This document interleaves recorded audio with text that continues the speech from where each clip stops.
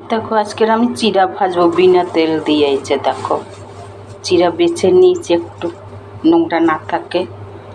তারপরে এইদিকে দেখো কড়াই বসাই দিয়েছি, কড়াইটা গরম হয়েছে। এবারে চিড়াটা আমি ভেজে নেব।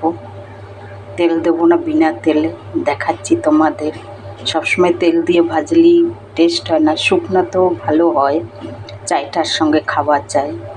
আমি রেসিপিটা তোমাদের দেখাচ্ছি। দেখো দেখো আমি চিড়াগুলি এই দিয়ে দিচ্ছি, এবারে ভাজবো। এই দেখো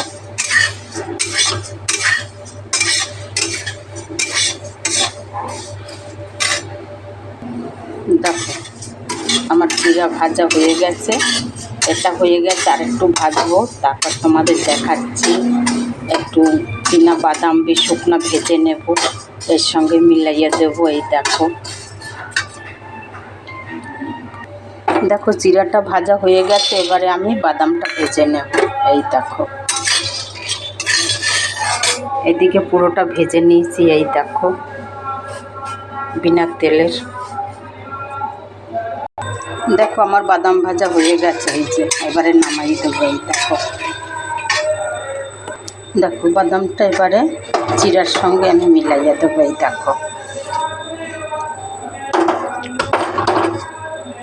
এই দেখো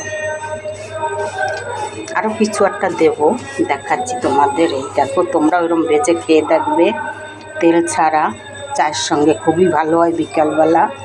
এই দেখো দেখো তোমরা তো জানো এটা বুন্দিয়া ভাজা। এই যে এটা আমি একটু মিলাইয়ে দেব। আমি চিড়া ভাজায় নুন দিই না, এইটা নুন আছে। এই দেখো তোমরা এরকম একবার বানাই খেয়ে দেখবে। এই যে আমার রেসিপিটা এখানেই কমপ্লিট, তোমরা একবার খাবে।